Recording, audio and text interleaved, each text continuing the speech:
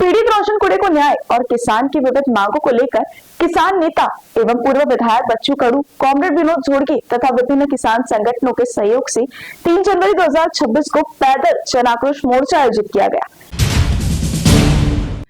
कृषि प्रधान भारत में नया संघर्ष शुरू हुआ है।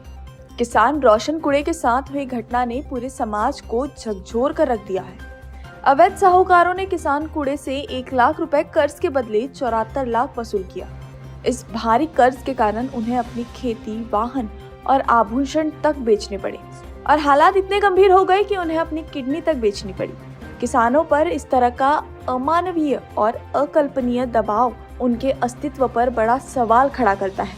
किसानों को न्याय दिलाने के उद्देश्य से किसान नेता एवं पूर्व विधायक बच्चू कडू, कॉमरेड विनोद झोड़गे तथा विभिन्न किसान संगठनों के सहयोग से 3 जनवरी 2026 को पैदल जन आक्रोश मोर्चा आयोजित किया गया है। यह मोर्चा मिंथुर से नागभीड़ तहसील कार्यालय तक निकाला जाएगा।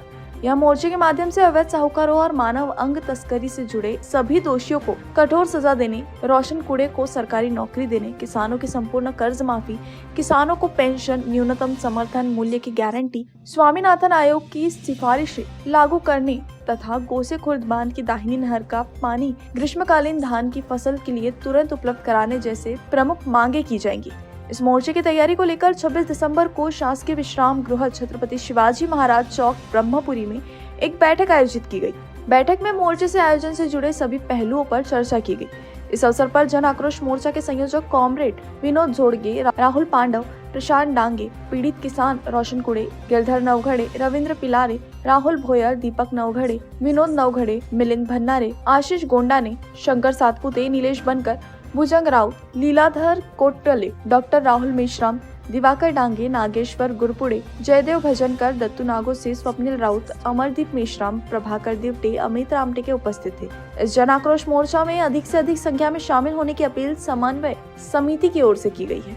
नागभीड तालुक्यातील मिंतूर येथील रोशन कुड़े हा तरुण शेतकरी जो माझ्यासोबत आता ब्रह्मपुरीमध्ये आहे, हा मागील 2-4 वर्षापासून रोजगार म्हणून दुधाळू गाईचा रोजगार दूध विकण्याच्या माध्यमातून सुरू केलं आणि तो रोजगार निर्माण करण्याच्या माध्यमातून काही गाई घ्यासाठी काही सावकारांकडून 50 ला 1 लाख रुपयाचं कर्ज घेतलं आणि त्या कर्जाचा सातत्याने परतफेड करण्याचा त्यांनी पुरेपूर प्रयत्न केलेला आहे।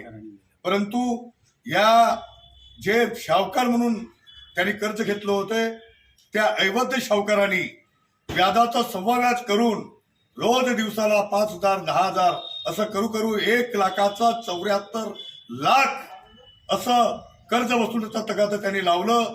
या कर्ज देता त्यांनी सुरुवातीला सोनं नाणं विकलं, 2 व्हीलर विकली, ट्रॅक्टर विकली, स्वतःची 3.5 एकर शेती पण विकली। एवढ्यावरच भागलं नाही, या अवैध सावकारांचा सातत्याने त्याला कधी धमकावणं, कधी मारझोड करणं, कधी डांबून ठेवण्याचा प्रकार वाढला आणि त्याला किडनी विकण्यास त्या अवैध सावकारांनी भाग पाडलं आणि म्हणून त्याने लायलाजास म्हणून कंबोडियासारख्या बाहेर देशाला स्वतःची किडनी विकावं लागली। हा देश आपण कृषी प्रधान देश समजतो आणि अशा देशांमध्ये एक शेतकरी, एका तरुण शेतकऱ्याला स्वतःची जर किडनी विकावी लागत असेल तर अत्यंत वाईट अशी परिस्थिती या कृषी प्रधान देशाची समजावं लागेल। रोशन कुड़े सारखे आणखी असंख्य रोशन कुड़े भविष्यात होऊ नये, त्याला त्याच्यावर पायबंद बसलं पाहिजे आणि रोशन कुड़ेला न्याय भेटलं पाहिजे। यासोबतच शेतकऱ्यांची कर्जमाफी झाली पाहिजे, शेतकऱ्यांच्या शेत पिकाला हमीभाव मिळाला पाहिजे, त्यांना पेन्शन मिळाली पाहिजे आणि आपल्याच्या भागांमध्ये एक शेतकऱ्यांना पाणी मिळावं म्हणून एक गोसे खुर्द नावाचा प्रकल्प सुरू आहे, पण गेल्या अनेक वर्षापासून त्या प्रकल्पाचं काम सुरू झालं नाही, लोकांना पाणी मिळत नाही, म्हणून त्या गोसे खुर्दचं पाणी सुद्धा मिळावं म्हणून ही सुद्धा मागणी जो 3 तारखेला रोशन कुड़े यांचा मिंतूर या गावापासून पायदळ असा आक्रोश मोर्चा नागभीडच्या तहसील कार्यालयामध्ये धडकणार आहे। त्या मोर्चाची नियोजन बैठक आम्ही नुकताच इथे सार्वजनिक बांधकाम विभाग ब्रह्मपुरी इथे घेतलेली आहे।